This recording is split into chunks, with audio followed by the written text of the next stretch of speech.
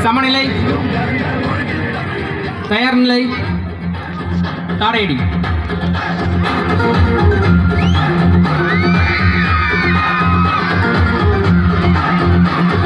கிராமப்புற விளையாட்டுகளில் ஒரு சிறந்த கலைனா அது வந்து சிலம்பக்கலை. ஒரு கிராமத்தில் சிலம்பம் இல்லைன்னா அந்த ஒரு கிராமமே கிடையாது. ஏன்னா அந்த காலத்தில் எல்லாருமே வந்து சிலம்பம் கற்றுருப்பாங்க. ஒவ்வொரு தாத்தாவோட நரம்புலையும் சிலம்பங்கிற கலை ஓடி இருக்கும். அடுத்த தலையடி.